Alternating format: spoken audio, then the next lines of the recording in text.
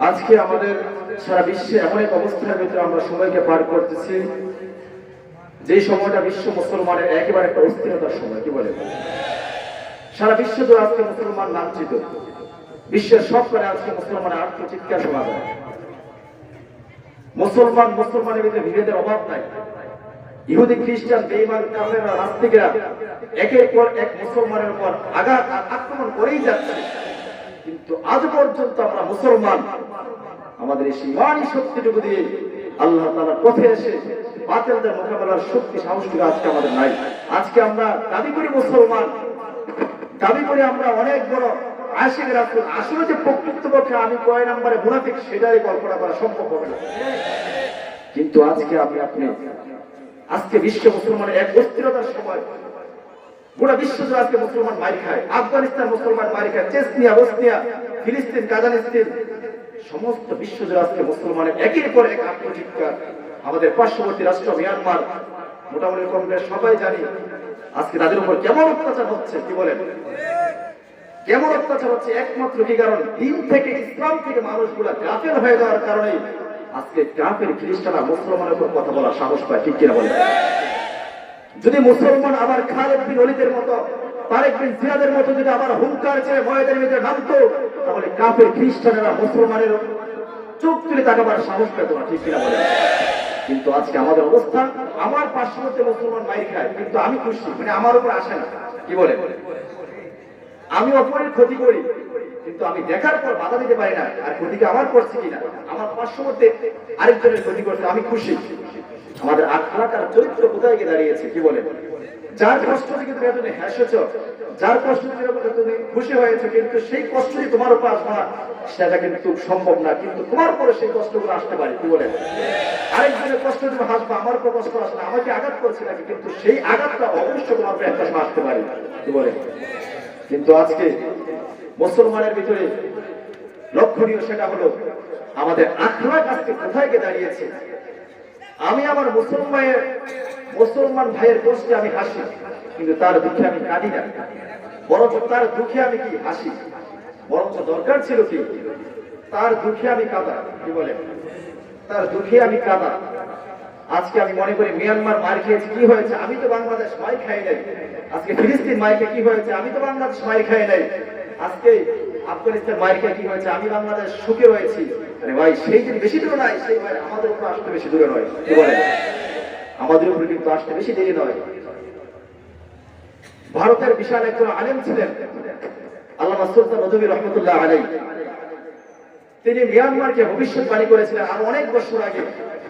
মিয়ানমারের অবস্থা এমন ছিল, সেটা কিন্তু 500 বছর পর্যন্ত মুসলমানই রাজত্ব করেছে। 500 বছর তারা রাজত্ব করেছে মুসলমান। ভারতবর্ষ, ভারত দেশটাকে 800 থেকে 1200 বছর পর্যন্ত মুসলমান রাজত্ব করেছে। কিন্তু বাংলাদেশ আজকে স্বাধীন হয়েছে কত বছর? 50 বছর। 500 বছর যেই দেশটাকে মুসলমান শাসন করেছে মিয়ানমার, যখন তাদের ভিতরে ইমানের দুর্বলতা দেখলো, আখলাকের দুর্বলতা দেখলো, তখন নদভী রহমতুল্লাহ একটা কথা বলেছিলেন, তোমাদের উপর সেদিন বেশি দূর নয়, তোমাদের অবশ্যই এমন একটা তুফান আসবে, যে তুফানের কথা তোমরা কখনো কল্পনা করতে পারো নাই। তোমরা অতি অচিরেই তোমরা সত্য হয়ে ইসলামের প্রতি আবার পূর্বের মতো দাখিল হয়ে যাও, তাহলে হয়তো তোমাদের উপর আর বিপদ আসবে না। যখন এমন কিছু কথা বলেছে, তখন মিয়ানমার শুনে নাই। তারা মনে করেছে আমরা তো 500 বছর পর্যন্ত রাজত্ব করছে মুসলমান, আমাদের উপর কি আসবে। কিন্তু সময়ের বাস্তবতা এমন কঠিন হয়ে দাঁড়িয়েছে, আজকে তারা মুসলমান সে দেশে ভাড়াটে হিসেবে থাকতে হয়। কি বলে, ভাড়াটে হিসাবে বাংলাদেশে থাকতে হয়, তারা রোহিঙ্গা হিসাবে, অথচ তাদের নিজের ভূখণ্ড আর নিজের দেশ ফেলে আজকে অন্যটা দেশে তারা ভাড়াটে হিসেবে থাকতে হয়। এর চেয়ে কষ্ট আর আছে? এর চেয়ে কষ্ট আর নাই। কিন্তু তারা তো কল্পনা করে না যে তাদের এমন এক অমানিসা, এমন এক অত্যাচার তারা কল্পনা করে না। অথচ আমি আপনি আজকে বসে আছি, আমার উপর আসে নাই ভাই।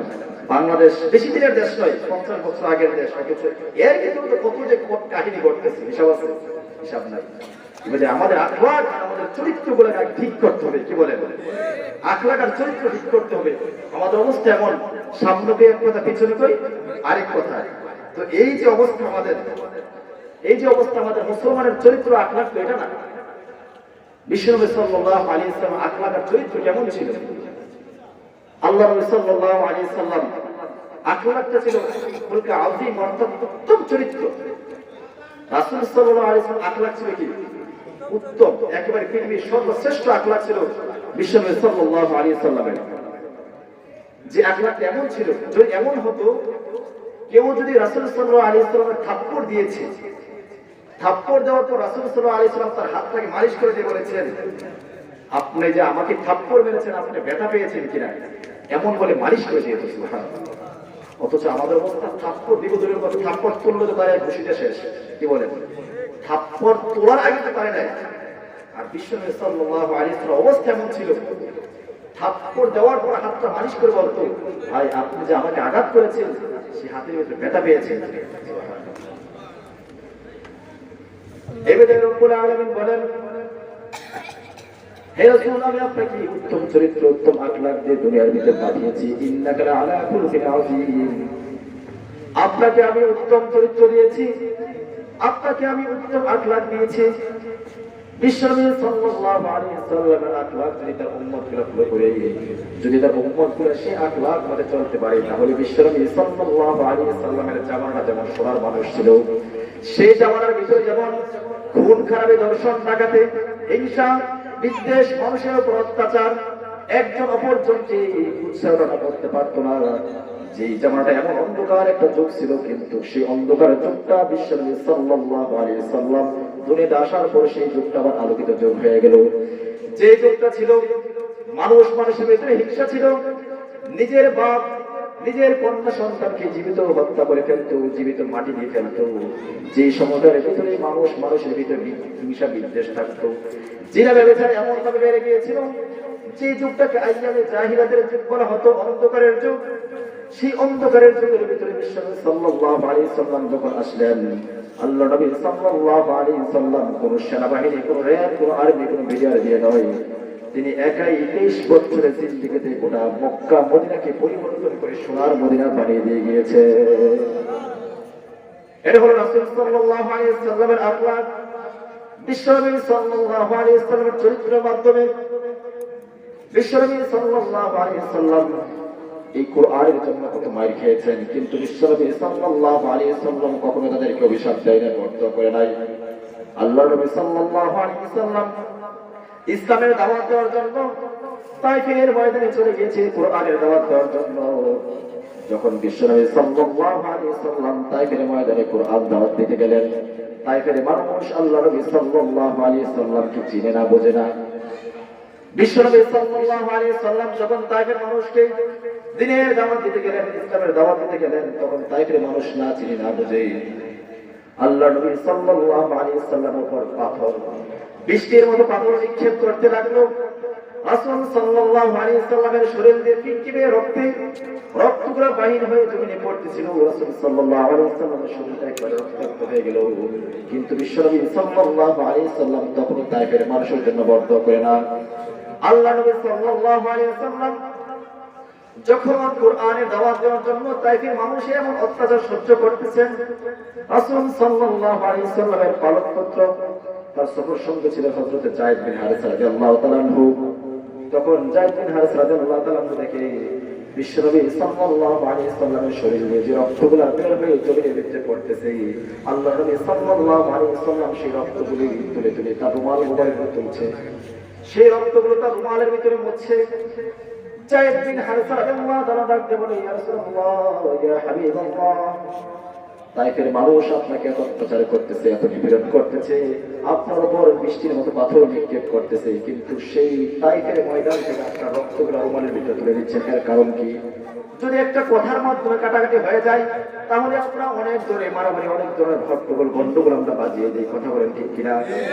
অথচ আজকে রাসূল সাল্লাল্লাহু আলাইহি সাল্লাম উম্মত দাবি করে ঠিক, কিন্তু বিশ্বনবী সাল্লাল্লাহু আলাইহি সাল্লামের আদর্শ আখলাক আমাদের মাঝে নাই। কি বলেন, আছে কিনা? আমাদের মাঝে বিশ্বনবী সাল্লাল্লাহু আলাইহি সাল্লামের আখলাক নাই। আল্লাহ নবী তাইফের ময়দানে এমন মাইর খাওয়ার পর কেমন মাইর খেয়েছে একটা বিবরণ শুনেন। বিশ্বনবী সাল্লাল্লাহু আলাইহি সাল্লামের মক্কি জীবনে দুজন চরম শত্রু ছিল, একজন ছিল আবু জাহেল, আরেকজন ছিল উতবা। রাসূল সাল্লাল্লাহু আলাইহি সাল্লামের চরম শত্রু ছিল মক্কি জীবনে, যে সর্বদা রাসূল সাল্লাল্লাহু আলাইহি সাল্লাম ক্ষতি করার জন্য চেষ্টা করত। আল্লাহ নবী সাল্লাল্লাহু আলাইহি সাল্লাম যখন তাইফের ময়দানে যখন এমন মাইর খাইলেন, রাসূল সাল্লাল্লাহু আলাইহি এমনই রক্ত জড়িয়ে গেল শরীর থেকে। রাসূল সাল্লাল্লাহু আলাইহি ওয়াসাল্লাম তায়েফের মানুষ থেকে একটু রেহাই পাওয়ার জন্য তায়েফের পাশে একটা খেজুরের বাগান ছিল, সেই খেজুরের বাগানের ভিতরে প্রবেশ করলো। খেজুরের বাগানের ভিতরে যখন প্রবেশ করলো, ঘটনাক্রমে সেই খেজুরের বাগানটা ছিল মক্কার সবচেয়ে চরম শত্রু উতবা। সেই খেজুরের বাগানের মালিক ছিল উতবা। যখন সেই খেজুরের বাগানের ভিতরে প্রবেশ করলো, ঘটনাক্রমে সেই যে উতবা সেই বাগানের ভিতরে উপস্থিত রয়েছে। যখন বিশ্বনবী সাল্লাল্লাহু আলাইহি ওয়াসাল্লাম সেই খেজুরের বাগানের ভিতরে প্রবেশ করলো, তখন দূর থেকে উতবা দেখতেছে মুহাম্মদ আমার বাগানের ভিতরে প্রবেশ করেছে। যখন উতবা দূর থেকে দেখলো মুহাম্মদ চিৎকার মেরে, উতবা একটা চিৎকার মেরে বলল, এই তায়েফের মানুষ তোমরা এমন কি কাজ করলা মুহাম্মদকে? মুহাম্মদ তো আমাদের চরম শত্রু, বাকি জীবনে মক্কার সবচেয়ে চরম শত্রু মুহাম্মদ, কিন্তু আমরা তো মুহাম্মদের উপর একটা হাত তোলা পর্যন্ত সাহস পাই নাই, কিন্তু আজকে তোমরা কিভাবে মুহাম্মদের শরীরটাকে একবার রক্তাক্ত করে দিলা? উতবা পর্যন্ত চোখের পানি ফেলে টপটপ করে কাঁদতেছে, এই তায়েফের মানুষ তোমরা এমন কেমন কাজ করলা যেটা মুহাম্মদ সাল্লাল্লাহু আলাইহি ওয়াসাল্লামের উপর আমরা কখনো সাহস করে নাই যে তাকে আমরা একটা আঘাত করবো, কিন্তু তোমরা তায়েফের মানুষ কিভাবে তার উপর এমন অত্যাচার করলা? অথচ রাসূল সাল্লাল্লাহু আলাইহি ওয়াসাল্লাম চরম শত্রু ছিল। চরম শত্রু থাকার পরও যখন বিশ্বনবী সাল্লাল্লাহু আলাইহি ওয়াসাল্লামের শরীর মোবারক দেখলো, তার চোখ দিয়ে পানি পড়ে গেল। তাহলে চিন্তা করে দেখেন আল্লাহর নবী সাল্লাল্লাহু আলাইহি ওয়াসাল্লামকে তায়েফের মানুষেরা কেমন অত্যাচার করেছিল, কেমন নিপীড়ন করেছিল। কিন্তু বিশ্বনবী আমার তখন তাদের জন্য বরদোয়া করে নাই। তায়েফের চতুর্দিকে পাহাড় এসে বলতেছে, ইয়া রাসূলুল্লাহ সাল্লাল্লাহু আলাইহি ওয়াসাল্লাম আপনি যদি আমাকে অনুমতি দেন, তাহলে তায়েফের চতুর্দিকে যে পাহাড়টা রয়েছে, তাহলে চতুর্দিকের পাহাড় এমন চাপ দেব তাহলে তায়েফের সমস্ত মানুষগুলো শেষ হয়ে যাবে। নবী আমার বলে, না না না, তায়েফের মানুষ আমাকে চিনে না, আমাকে বোঝে না, আমাকে না চিনে না বুঝে আমার উপর অত্যাচার করেছে, কিন্তু যখন আল্লাহ তাআলা তাদেরকে হেদায়েত দিবে অবশ্যই তারা তায়েফের মানুষ দ্বীনের প্রতি তাকিল হয়ে যাবে। নবী আমার কেমন আদর্শ! হযরত জিবরাইল এসে বলেন, ইয়া রাসূলুল্লাহ আপনার উপর যে অত্যাচার করেছে সহ্য করা যায় না, আপনি যদি আমাকে অনুমতি দেন তাহলে আমি জিবরাইল আমার একটা পাখা দিয়ে সমস্ত জমিনটাকে উল্টে দিয়ে সমস্ত তায়েফের মানুষকে নিঃশেষ করে দিব, আপনি শুধু আমাকে একটু অনুমতি দেন। কিন্তু নবী আমার বলে, না না জিবরাইল, না করতে পারি না, আমি তো দুনিয়াতে কোনো মানুষের জন্য অভিশাপ বর্ত দিতে আসি নাই। আল্লাহ তাআলা আমাকে পাঠিয়েছেন, ওয়া মা আরসালনাকা ইল্লা রাহমাতাল লিল আলামিন। আল্লাহ তাআলা আমাকে দুনিয়াতে রহমত স্বরূপ পাঠিয়েছেন। আমি কারোর জন্য বরদোয়া করতে পারি না, কাউকে কোনো প্রকার কুরুক্তি করতে পারি না। আজকে তারা না চিনতে পারে, কিন্তু যখন তারা চিনবে তখন কিন্তু ঠিকই আমার উপর ঈমান নিয়ে আসবে। আল্লাহ নবী সাল্লাল্লাহু আলাইহি ওয়াসাল্লাম তখন আল্লাহর কাছে দোয়া করেন, আল্লাহ তায়েফের মানুষ আমাকে না চিনে না বুঝে আমার উপর অত্যাচার করেছে, আমার উপর নিপীড়ন করেছে, কিন্তু আল্লাহ তাদেরকে আপনি অবশ্যই হেদায়েত দান করে দেন। নবী আমার দোয়া করলো, দোয়া করার পর তায়েফের মানুষ অবশ্যই হেদায়েত পেয়ে গেল। আজকে তায়েফের মানুষ সারা বিশ্ব জুড়ে সোনার মানুষ হয়ে গেল, খাঁটি মানুষ হয়ে গেল, একমাত্র কিসের সংস্পর্শে? আল্লাহ নবী সাল্লাল্লাহু আলাইহি ওয়াসাল্লাম আখলাক আর আমলের সংস্পর্শে। এটা হলো রাসূল সাল্লাল্লাহু আলাইহি ওয়াসাল্লাম আখলাক। যে বিশ্বনবী সাল্লাল্লাহু আলাইহি ওয়াসাল্লাম আখলাক করে চলবে, চরিত্র মতো চলবে, বিশ্বনবী সাল্লাল্লাহু আলাইহি ওয়াসাল্লামের চরিত্র নিয়ে গঠন করবে, তারাই হলো সোনার মানুষ। কিন্তু আমি আপনি আজকে মুসলমান দাবি করে ঠিক, কিন্তু আমার আপনার ভিতরে কোনো মুসলমানিত্ব নাই, কি বলেন? আমি আপনি মুসলমান দাবি করে ঠিক, কিন্তু আসলে যে মুসলমান কিন্তু সেটা নিজেই বুঝতে পারি। আজকে আপনাকে আমাকে দেখলে, মুসলমান যুবক সন্তানকে দেখলে বোঝা যায় সেটা মুসলমানের সন্তান না হিন্দুর সন্তান, কথা বলে ঠিক কিনা?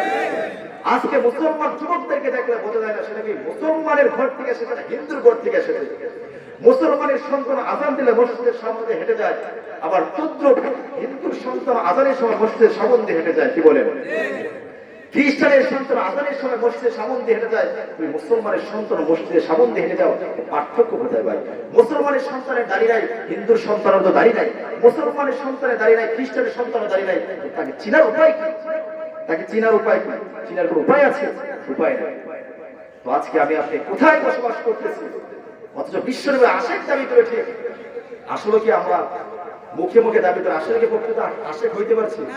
হইতে পারি না। দাবি করে আসে অনেক কিছু, আসলে কিন্তু আমার আপনার এমন অবস্থা হয়েছে, ভালো করে আমরা নামাজের নিয়মকরণ পর্যন্ত জানি না, গোসলের ফরজ পর্যন্ত জানি না, ওযুর ফরজ পর্যন্ত জানি না, আমরা এমনই আশেক হয়ে আছি। গোসলের ফরজ কয়টা এটাও জানি না, কি বলেন? অনেক আছে গোসলের ফরজ জানি না। একজনকে প্রশ্ন আছে গোসলের ফরজ কয়টা? 3টা করে, লুঙ্গি, সাবান আর কি গামছা। আসলে কি গোসলের 3টা ফরজ? তো লুঙ্গি, সাবান, গামছা, এই 3টা নিয়ে গোসলের ফরজ। জানলে না বলতো, আরেক লোকে জিজ্ঞেস করো বাস্তব ঘটনা, ওযুর ফরজ করা বা আমার ওযুর জীবনে ভাঙ্গে নাই, অথচ তার সন্তান আছে 4 জন। তার ওযুর জীবনে ভাঙ্গে না, তার সন্তান 4 জন। তো ওযুর ফরজ জানলে না, সেটা ভাঙতো। ওযুর ফরজ জানে না সে। আজকে আমরা এমনই মুসলমান ভাই, অথচ রাসূল সাল্লাল্লাহু আলাইহি ওয়াসাল্লাম কোরআনের জন্য, দ্বীনের জন্য, ইসলামের জন্য কত মাইর খেয়েছেন, কত জীবন, সাহাবীরা কত জীবন দিয়েছেন দ্বীনের জন্য। অথচ আমরা ঘরের কোণায় বসে বসে যুদ্ধ করি, জিহাদ করি। কেমন আমরা ঘরের কোণায় বসে বসে দোয়া করি, আল্লাহ তাআলা ঠেড়ালো, তারও ঠেড়া বলো, খেতে আমার এটা করছে, এটা করছে। এই দোয়া যদি কাজ হয়ে যেত, তাহলে বিশ্বনবী সাল্লাল্লাহু আলাইহি ওয়াসাল্লাম নিজে সরাসরি 27টি যুদ্ধের ভিতরে অংশগ্রহণ করার কোনো প্রশ্নই আসে না। কি বলেন? বিশ্বনবী সাল্লাল্লাহু আলাইহি ওয়াসাল্লাম একা 27টি যুদ্ধের ভিতরে তিনি নিজে সেনাপতিত্ব দিয়েছেন, তিনি নিজে সেনাপ্রধান ছিলেন 27টা যুদ্ধের ভিতরে। যদি দোয়ার দ্বারা হতো, আমাদের নবীজির চেয়ে দোয়া এত পাওয়ারফুল দোয়া কি আর কারো আছে? যেই নবী দোয়া করার সাথে সাথে আল্লাহ তাআলা কবুল করে নেন। আর আমাদের দোয়া তো কোনো সম্ভাবনাই নেই। আমরা যে অবস্থা দোয়া করবো, কিন্তু দোয়া যে কবুল হবে এর কোনো গ্যারান্টি নাই। বলেন, গ্যারান্টি আছে? গ্যারান্টি নাই। কারণ আমরা বাটপা, জবানের ঠিক নাই, অন্তরের ঠিক নাই, দিনের ঠিক নাই। আমরা 24টা ঘন্টা গুনার ভিতরে কাটতেছি। আমাদের কত মহামারী ধরনের গুনাহ আমাদের উপর আসতেছে। আজকে আমরা মনে করি করোনা ভাইরাস, আজকে বৈশ্বিক মহামারী একটা রূপ ধারণ করেছে। অথচ বৈশ্বিক মহামারী রূপ ধারণ করার পর আজকে আমাদের এখনো কিন্তু বুঝ আসে নাই।